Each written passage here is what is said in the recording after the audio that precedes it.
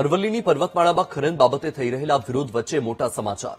VTV news પર બોલ્યા રાજ્યના વન અને પર્યાવરણ મંત્રી પ્રવીણ માળી. ગુજરાતમાં અરવલ્લી પર્વતમાળાઓમાં ખનન બાબતે પ્રશ્ન રહેતો નથી. વન અને પર્યાવરણ મંત્રી પ્રવીણ માળીએ કર્યો વિપક્ષ પર પ્રહાર. વિપક્ષના લોકો ખોટી રીતે વાત રજૂ કરી રહ્યા છે. સુપ્રીમ કોર્ટના આદેશથી અરવલ્લીનું રક્ષણ થશે. અરવલ્લી પર્વતમાળાઓમાં મોટો વિસ્તાર વન વિભાગ હસ્તક પ્રોટેક્ટેડ છે. ગુજરાતના 6 જિલ્લામાં 56 જગ્યા પર માઇનિંગ થાય છે.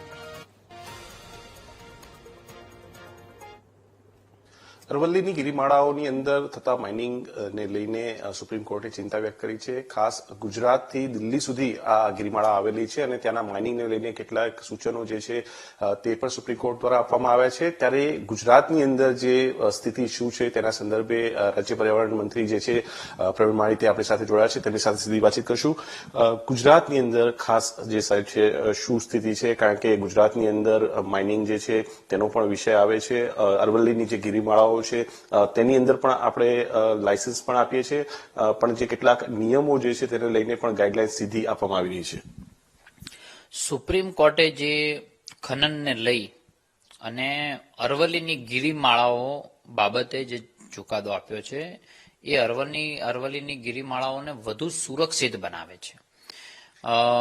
ગુજરાતના પરિપ્રેક્ષમાં વાત કરીએ તો આપણે આ ચુકાદોની અસર એક ટકો પણ ગુજરાતમાં થતી નથી, કારણ કે આપણી મેક્સિમમ જે લેન્ડ છે એટલે અરવલ્લીની ગિરિમાળાઓ છે એ પ્રોટેક્ટેડ ફોરેસ્ટ, રિઝર્વ ફોરેસ્ટ, અભયારણ્યો, સેન્ચ્યુરી જેવી અન્યની અંદર રોકાયેલી જગ્યાઓ છે. એટલે ત્યાં કોઈ પણ જાતની ખનન એટલે કે 10 મીટરની પણ ટેકરી હોય કે 100 મીટરની હોય કે 1000 મીટરની હોય એમાં 1% ખનન અલાઉડ નથી જ, પહેલા પણ નહોતું અને આ કાયદા પછી આ જજમેન્ટ આવ્યા છે એના પછી પણ થવાનું નથી.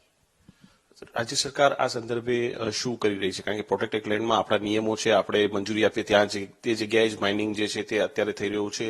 કુલ કેટલી જગ્યાએ અત્યારે માઇનિંગ થઈ રહ્યું છે અને હજુ પણ વ્યવસ્થા જે સુદૃઢ કરવી હોય તો શું કરી શકાય છે? સરકાર શું વિચારી રહી છે આ બાબતે? ટોટલ અંદાજિત 56 જેવી માઇનિંગો પહેલેથી અપ્રૂવ છે, એ ચાલવાની છે અને નવી 1% માઇનિંગ આપવાની કોઈ જ યોજના નથી. અને સુપ્રીમ કોર્ટના આ જજમેન્ટ પછી તો વધુ સુરક્ષિત અરવલ્લીની ગિરિમાળાઓ થવાની છે. અરવલ્લીની ગિરિમાળાઓ એટલે આપણી સાંસ્કૃતિક સંપદા છે, એને જાળવી રાખવાની જવાબદારી આપણી છે.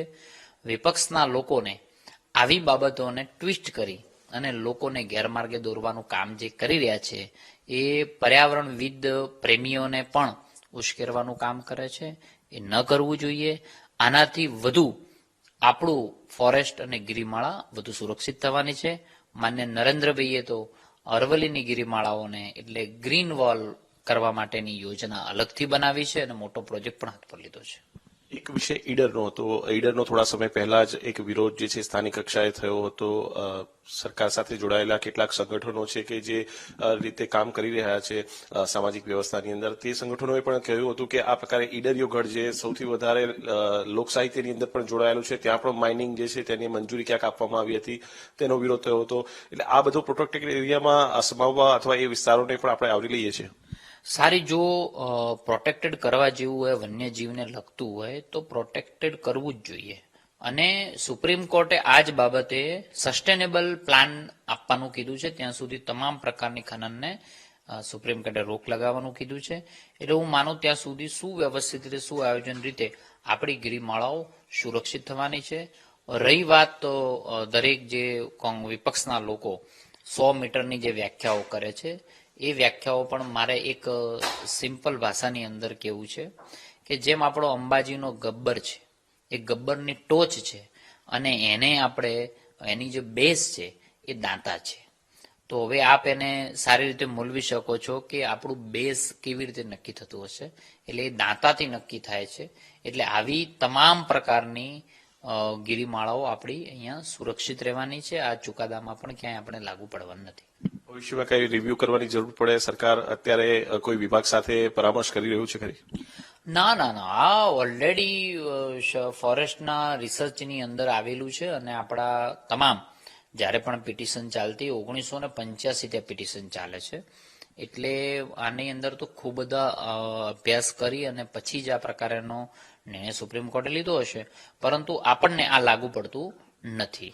આભાર સાહેબ અમારી સાથે વાતચીત કરવા માટે. તો ખાસ જે અરવલ્લીની ગિરિમાળાઓ છે તેની અંદર પ્રોટેક્ટેડ એરિયા છે, એટલે ગુજરાતમાં આ પ્રશ્ન ઉપસ્થિત થતો નથી, પરંતુ વિપક્ષના જે શબ્દો છે અને વિપક્ષ દ્વારા જે પ્રશ્નો ઉઠાવી રહ્યા છે તે ગેરવ્યાજબી છે તેવું તેમનું કહેવું છે. અને ખાસ 56 જેટલી જગ્યાએ હાલ માઇનિંગ ગુજરાતની અંદર થઈ રહ્યું છે. કેમેરામેન શાયદ શર્મા સાથે મેહુલ દેસાઈ, ગાંધીનગર.